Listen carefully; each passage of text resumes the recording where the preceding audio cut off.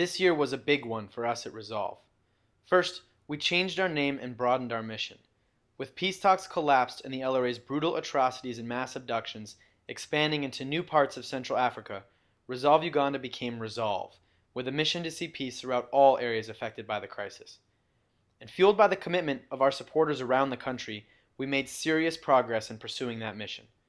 Our first task in early 2010 was securing the passage of legislation in Congress that required the President to chart out a plan for how our country could help end LRA atrocities. At the start of the year, it was blocked by a single senator from Oklahoma.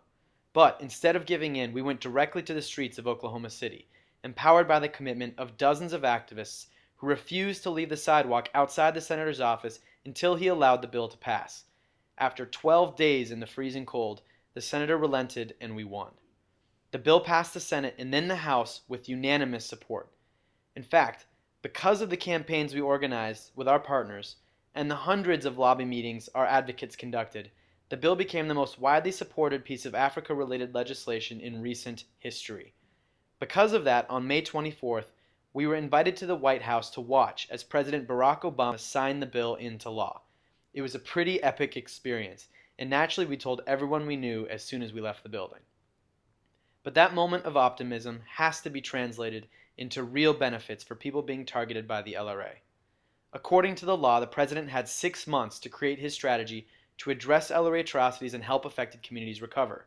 So we sent Paul, our Director of Advocacy, on a 9-week mission to the front lines of this war, where he interviewed humanitarian workers, survivors of LRA attacks, local human rights leaders, and government officials. Based on his findings, Paul then wrote a report that was actually used by administration officials as a blueprint for the President's own strategy.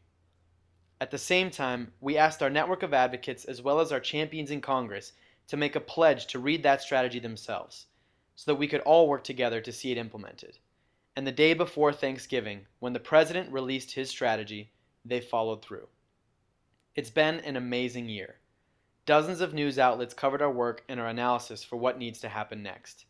And to close it off, we're holding a nationwide vigil to stop and remember those who lost their lives in the LRA's Christmas massacres of years past.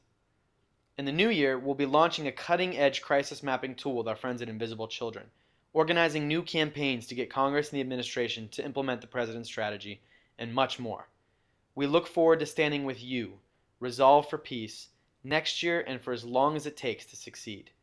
Thank you for your support throughout 2010. As you know, our work is only made possible with your generosity, and we never would have made it here without you.